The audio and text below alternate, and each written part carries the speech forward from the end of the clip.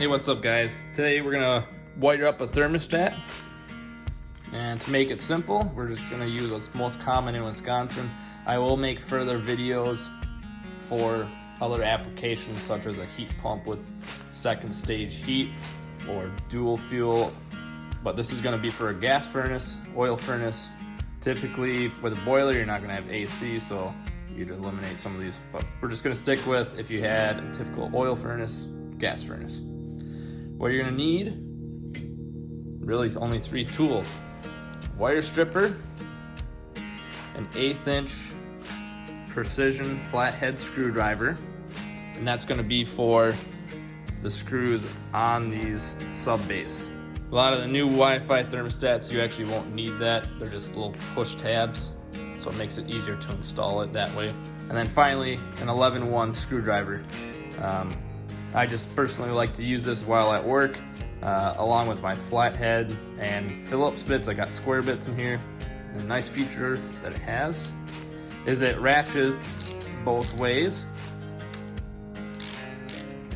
and it stays in one place. I'll get you a link in the description if you want to go ahead and buy one of these. Same with a wire stripper. If you don't already have one or haven't gone to the store and just want to have one shipped to your house, whatever you'd like to do, you're gonna most likely need the 11-1 screwdriver for the screws that actually hold the sub base of the old thermostat on the wall.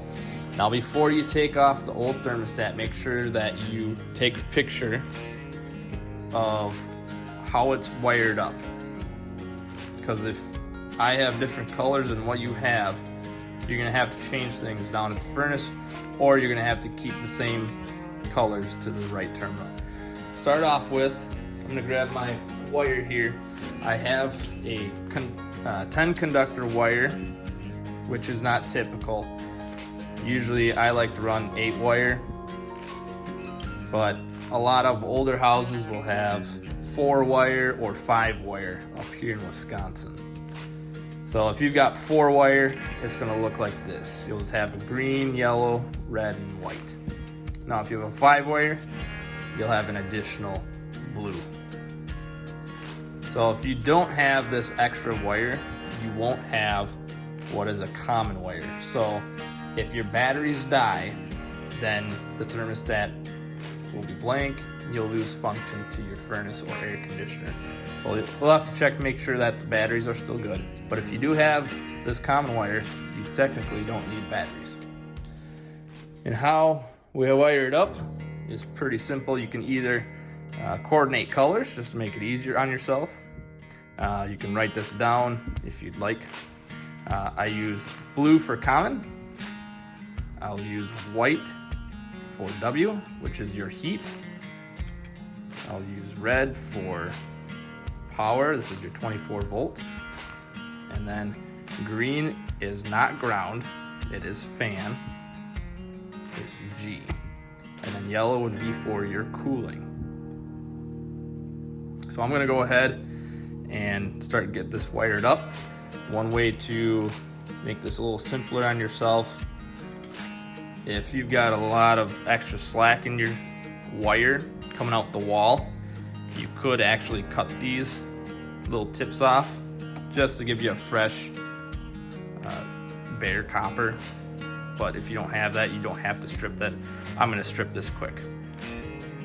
This is 18 gauge wire, so make sure you have it in the right slot.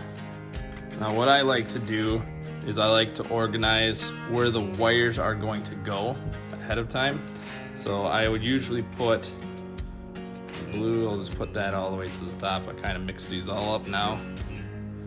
So blue, white's gonna be over here, green is gonna be in the middle, and then I always like to make a little bit of a turn in each one just to make it easier.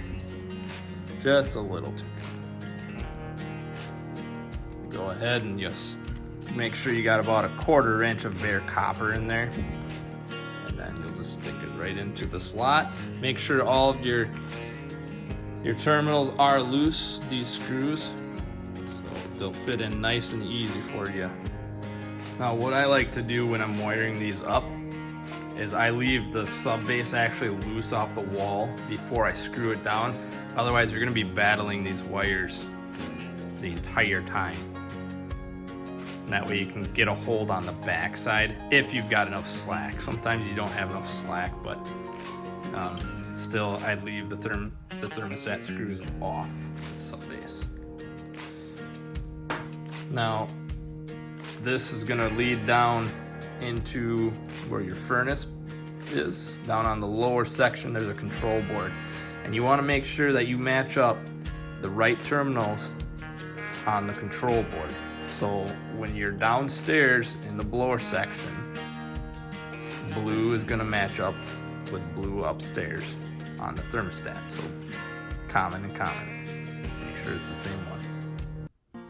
Also make sure you do have a jumper wire between RH and RC.